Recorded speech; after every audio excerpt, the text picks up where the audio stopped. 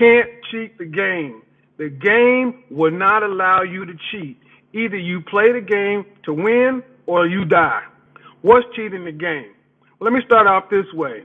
When I talk about image is the cheat code to the game.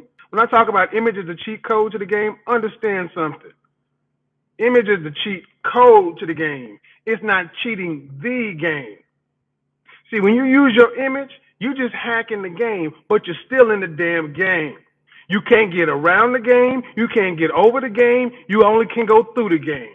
And the game will exact the cost. I'm still going to try to keep this pretty PG. The game is going to cost you something. The game is going to cost you something. You can't cheat it. You can't think you got some magical way of getting around it, because if you cheat in the game, you cheating yourself. See, that's what a lot of you cats don't understand. You out here looking for shortcuts. You out here looking for fucking steroids. You out here looking for synthahol injections. You out here looking for, you might as well do like women and go buy some weave and get you some chest implants and some pec implants. That's the kind of shit a lot of you guys are on, because you don't want to get up and do the damn work. Let's talk about it. If you watch my channel, you know image is 4 parts. Only one part is the damn clothes you wear. That's the first part. That's the first 7 seconds. After that, the behavior and the way you move, your mindset. And that's where I say you can't cheat the game. You can't roll up on a chick like Shelly Sterling and really holler at her. It don't matter if you looking good, your body, if you on point. You can be a good looking lame. You can be a good looking square dude. You can be a fly Pookie and Ray Ray. And guess what? When you in the game, when you face to face with another man or another woman, you're gonna get exposed. You're going to get exposed for what you are. You ain't done the work. That's why I am extremely competitive. I've always been light in the ass. I ain't never been no super big buff dude. Well, I actually was once upon a time, but I had to work at it. I was never going to be the physically intimidating, dominating dude. I knew that. So I didn't try to go out and walk around and stuff my shirt and do all this other shit. I just made myself the baddest, lean, skinny motherfucker around. That's why I went and learned Taekwondo, Shotokan, and Shaolin Kung Fu. Because I knew I'm not going to ever be the dude that's going to physically intimidate you. My voice ain't deep, James Earl Jones deep. So I knew that if I wanted to have to deal with these cats in the neighborhood and around, that when it's time to actually put up, I'm going to have to bring it. When somebody try me, I'm going to have to try them. Yeah, I'm going off because I am tired of you guys trying to fucking cheat. You're going to have to do the self-improvement work. You're going to have to do the self-improvement work. Look, you could be a naturally pretty motherfucker. You can. You can be a pretty dude. You can be a handsome dude. You can be a naturally suave dude. If your mouthpiece is off, if your mind ain't right, if your hygiene is messed up, if you're an asshole, you ain't going to win. You got to get ultimately real, because some of you guys ain't hearing it. You can't cheat the game. You can't have 2 pennies in your pocket and expect to ball outrageous. Single and no kids and not working at least 60 hours a week, you're lazy. Guess what? You're lazy. I don't want to hear any of this bullshit about quality of life, and life is to be lived. Yeah, to be lived for average. You can live that average C life, that D life, but stop thinking you should have 8s, 9s, and 10s and be eating steak and lobster and riding good, flying good, living good. You don't want to put the work in, then don't expect the outcome. See, this is going to be a little too real for a lot of people, because it's like you want to hear feel-good stuff all the time. But I would be remiss, I would not be a quality teacher if I just let you feel good all the time. See, when you go learn Kung Fu, when you go learn martial arts in this country, here's what they do. You come into the school, you see the discipline, you see all that other stuff. And you come in, you sign your contract, you're like, this is a good place, and this is a good place for me and my kids to learn all that kind of stuff. You go into the first level of class, you come into these classes with no belt, and you go in there and you learn stretching and this and fundamental this and that. And you go for 1, 2, 3 months. You go take your first belt test. 4, 5, 6 months, take your second belt test. By the end of the year, you up to a green belt. You like, oh man, cool. You really know something. Nah, sucker. You know just enough to get yourself killed. You know just enough to be dangerous. Then you go from Kung Fu 1 to Kung Fu 2, from beginner to intermediate.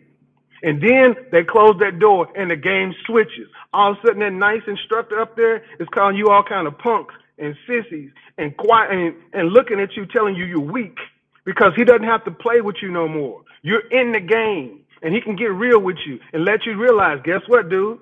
All the stuff you think you know, because you know how to throw a back fist and a kick, you know just enough to get your ass killed. And if you walk out here with this halfway ass kung fu game, halfway ass game, you're going to roll up into a situation thinking you can do something and get yourself knocked the fuck out.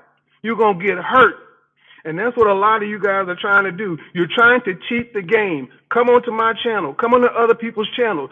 Steal a little information. Steal a little knowledge. And then try to get all this good information and good game. And then you're going to take it out into the world and try to use that damn gumbo and think you got something? Oh, man, KFC fit over fashion. Oh, man, okay. So what, you going to go paper? I tell you to go take your shit to the tailor. What are you going to do? You're going to go get the little ironing shit and then put your own hem in your own pants. You're going to go get your own pins and try to pin your shit up. See, guys who cheat the game, when I was growing up, they wouldn't go buy the polo shirt. They go buy a Hanes t-shirt and sew the damn polo on it. You know if you got the heart of a cheater. And this is going to offend some of you. But some of you guys got the heart of a cheater. You got the spirit of a cheater. Your heart pump Kool-Aid. You want the shit easy. You want it easy. I don't give a damn what your IQ says. I don't give a damn where you at. You want the game easy. You don't respect the game, and the game is going to fuck you up.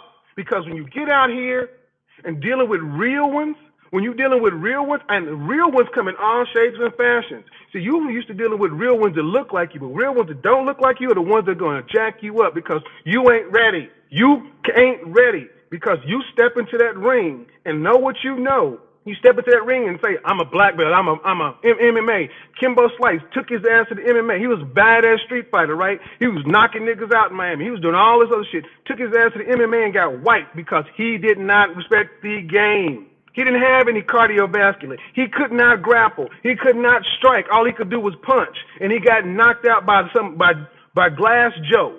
A lot of you guys out there don't want to work.